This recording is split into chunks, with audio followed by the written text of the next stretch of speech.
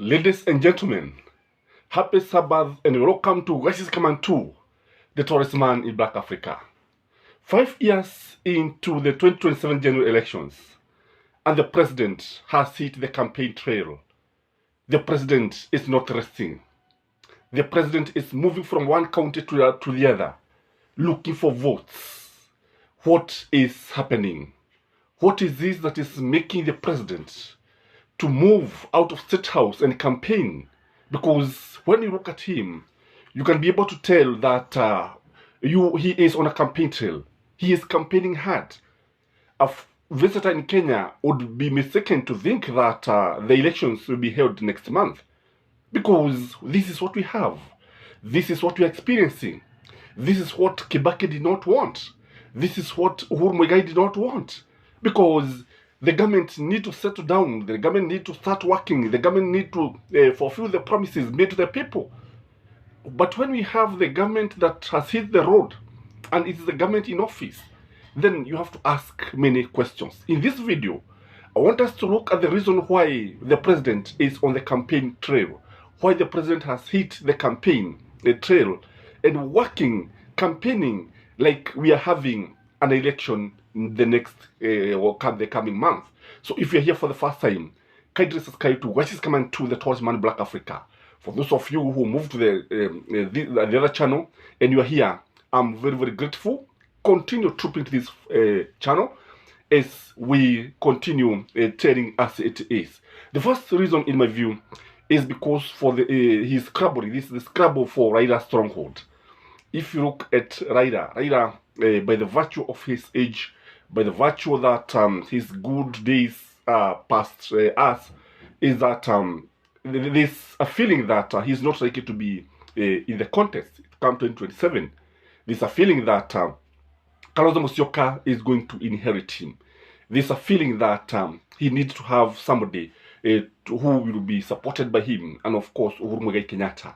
So the fear of that person to inherit Raida's Amolo Odinga's votes or stronghold is what is moving him out of State House, is what is making him to have restless nights, because anaogopa sana kwa sababu yule mtu ambaye ataugwa mkono Raila Amolo Odinga na Uhuru Muigai Kenyatta na wengine, whether akawa atakuwa na kura nyingi sana. Will it be Kalonzo?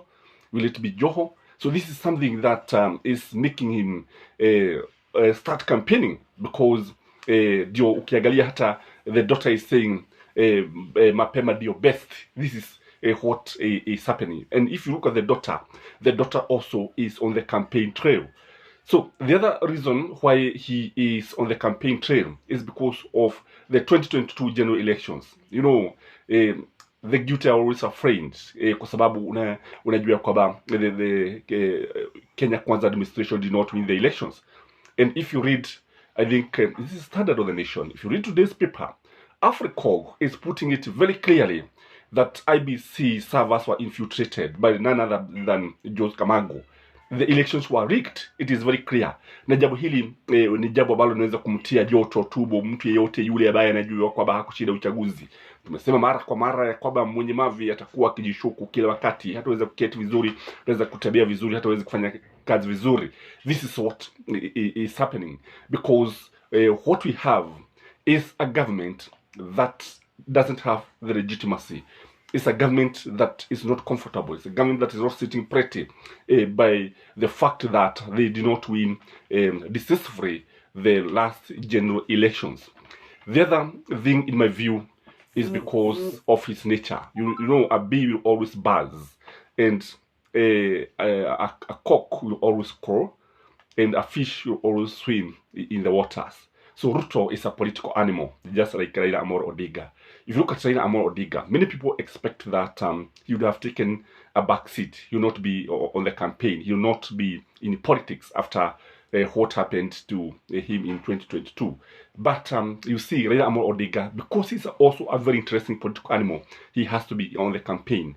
And I think what we are saying is that politics is in their blood. They cannot do without politicking. Again, when you look at William Samoei Ruto, what there is that he is also fearing that if he doesn't politics, if stay in State House, he might be overshadowed. So that is why you are finding him working, campaigning day and night, kwa sababu unajua he feels that there is likely to be a vacuum. The other reason why I believe that he's on the campaign trail is the fear of the Kikuyus, especially Gachagua. And you know that the person that the Kikuyus are likely to support is likely to be the winner. So what there is that when he's on the campaign trail and when he wins the some of the votes from Raila Amolo Odinga, because definitely he's going to win some votes, because what we have is a scramble. And that is why you saw yesterday he campaigned the whole day. I think for 2 days he has been in Western trying to win disciples on his side. Unajua nabii lazima awe na wafuasi wake, lazima atafute wafuasi wake.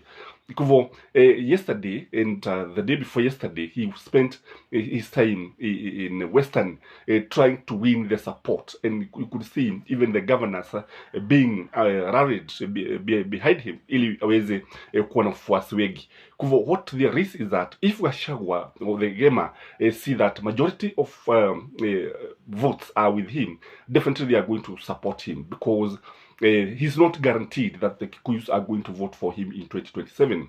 It will depend on the way he is going to treat Gachagua. It will depend on the way he is going to fulfill so many things that he promised the Kikuyu people. Already there's an outcry that people are crying about the 1 man, 1 shilling, 1 vote. Watu wameshaanza kulalamika na wanasema kwamba wanahitaji pesa mfukoni kama alivyoambiwa, and they want to see that, because for them they are, according to them, they are the majority, they pay the majority, the lion's share when it comes to tax. So they also need to see development in their areas, in massive development in all the areas, na hivyo ni jambo ambalo wanataka kuliona. Kwa hivyo the disquiet that is clinging in Mount Kenya is something that is worrying William Samoei Ruto. Another reason is that he won't consolidate his stronghold, because if he doesn't defend his stronghold, it can cost him. Because you remember the reason why William Samoei Ruto was able to eat into Raila Amolo Odinga's base in 2022 is because, you know, Raila did not campaign from the beginning. He took a lot of time to start the campaigning, and William Samoei Ruto was campaigning throughout. So Raila was not able to maintain his strong base 100%.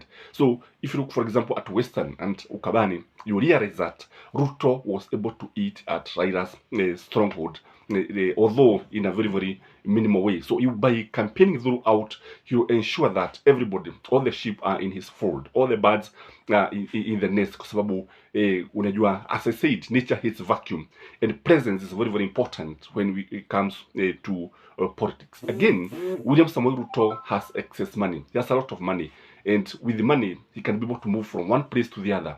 He can be able to give people, he can be able to dish people the money, he can be able to dish development here and there.